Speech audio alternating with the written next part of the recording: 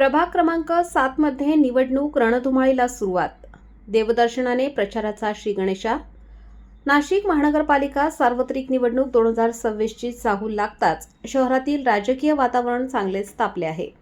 याच पार्श्वभूमीवर नाशिकच्या प्रभाग क्रमांक 7 मध्ये निवडणूक प्रचाराचा अधिकृत शुभारंभ रविवारी भक्तिमय वातावरणात पार पडला.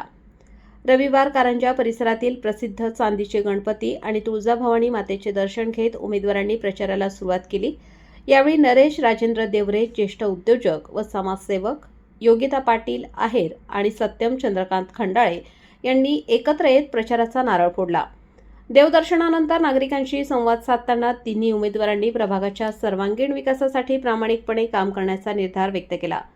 विकास, पारदर्शक कारभार आणि जनतेचा विश्वास हेच आपल्या प्रचाराचे मुख्य सूत्र असल्याचे त्यांनी स्पष्ट केले. प्रभागातील रस्त्यांची दुरावस्था, पाणी पुरवठ्याच्या समस्या, स्वच्छता, आरोग्य सेवा तसेच युवकांसाठी रोजगार व संधी निर्माण करणे या मुद्द्यांना प्राधान्य देण्यात येणार असल्याचे उमेदवारांनी सांगितले. या प्रचार शुभारंभ कार्यक्रमाला स्थानिक नागरिक, कार्यकर्ते व समर्थक मोठ्या संख्येने उपस्थित होते. आगामी निवडणुकीच्या पार्श्वभूमीवर प्रभाग क्रमांक 7 मध्ये राजकीय हालचालींना वेग येताना दिसत असून निवडणूक लढतीकडे सर्वांचे लक्ष लागले आहे. नाशिक सार्वत्रिक निवडणूक 2026चा बिगुल वाजले आणि आपण आलो आहे प्रभाग क्रमांक 7 मध्ये. आपल्यासोबत या प्रभाग क्रमांक मधील 3 उमेदवार आहेत. नरेश देवरे, योगिता पाटील आहेर आणि सत्यम चंद्रकांत खंडाळे. या तिघांनीही या अगोदर अनेक सामाजिक कार्य केले आहेत. अनेक सामाजिक कार्यात ते रुजू आहेत आणि यानंतर जर त्यांना ही सुवर्ण संधी प्राप्त झाली तर त्यांचं काय उद्देश असणार आहे हे आपण त्यांच्याकडनं जाणून घेऊया.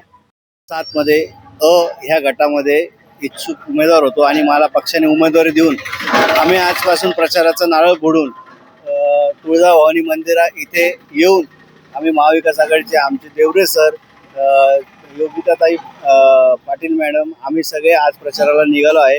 खरं या प्रभाग क्रमांक 7ची खरं वर्षानुवर्ष इथं जी चाललेली आहे, इथं फक्त धनशक्ती चालली आहे. इथं आता विकासाची शक्ती चालणार आहे आणि त्यासाठी आम्ही फक्त जो भकास करून ठेवलेला जो आहे हा प्रभाग क्रमांक 7 सुशिक्षित वर्गाचा हा भाग आहे. कुठेही यांना व्यवस्था नाही, काही रस्त्याची चांगली व्यवस्था नाही, पार्किंगची व्यवस्था नाही, कुठला टाउन प्लॅनिंग नाही. सगळं ह्या पहिल्या प्रस्थापित लोकांनी केलेली दुर्व्यवस्था आहे. आज आम्ही तिन्ही राजसाहेब ठाकरे राव, उद्धव साहेब राव, शरदजी पवार राव यांच्या मार्गदर्शनाखाली ह्या वार्डाचा विकास 100% नक्की मोठ्या जोमाने करणार. आता आपल्यासोबत उमेदवार योगिता पाटील आहेर आहेत. आपण त्यांच्याकडनं जाणून घेऊया, जर त्यांना निवडून आल्या किंवा जर त्यांना ही सुवर्ण संधी प्राप्त झाली तर त्या महिलांसाठी काय कार्य करतील.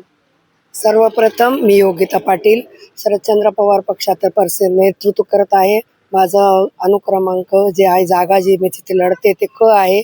आपण सर्वांना सांगू इच्छिते की गंगापूर रोड, कॉलेज रोड हा जास्त याच्याने जर बघितला प्रामुख्याने तो युवा पिढीसाठी जास्त फेमस म्हटलं तर चालेल. अवघे कॉलेजेस आणि हे सगळे आपल्या क्षेत्रात येत आहे. प्रामुख्याने येथे निवासी असणारे परगावून आलेले विद्यार्थी बहुसंख्य आहेत. यांचे सुरक्षेचे अनेक प्रश्न आहेत. तसेच आपल्या ज्या गार्डनमधले प्रेमी युगलांचा वावर किंवा जो काही नशेखोरी वगैरे जे चालतं ते सगळं प्रामुख्य प्रश्न मी रोजच्या वागण्यात आणि याच्यात बघत असते. या प्रश्नांना आळा घालणं आणि महिलांसाठी रोजगाराच्या संधी उपलब्ध करणं. जरी आपला काय म्हणतो उच्चभ्रू भाग असून या प्रभागात काही मध्यमवर्गीय महिला सुद्धा असतात. महागाईचा तोडा जो जास्त डोक्यावर चढला आहे त्याला झटा देत कुटुंबातल्या महिला काय प्रयत्न करतात हे आमच्या रोजच्या याच्यात आम्ही बघतो. जवळजवळ 1000 घरेलू कामगार महिलांचं नेतृत्व मी करते. त्या महिलांच्या काय समस्या आहेत त्या मला माहिती आहे आणि त्यासाठी बचत गटांना प्रभावीपणे यशस्वी आणणं, प्रभागात दर महिन्याला किंवा 15 दिवसाच्या आड महिलांसाठी मेळावे घेऊन त्यांच्या जे घरगुती बनवलेले पदार्थ आहे त्याला विक्रीला संधी देणं. तिसरा जो घटक आहे तो गीत कामगार यांच्यासाठी इथे कुठल्याही प्रकारचं टिफिन खाण्यासाठी म्हणा किंवा काही रिफ्रेशमेंटसाठी म्हणा आपल्या प्रभागात कुठेही ती व्यवस्था नाही. लांब लांबून मुलं किंवा महिला जे झोमॅटो, स्विगी या सगळ्यांचं जे डिलिव्हरी करतात त्यांना अक्षरशः थोडं फ्रेश होण्यासाठी, निवांत बसण्यासाठी कोणाच्या घरात ते जाऊ शकत नाही.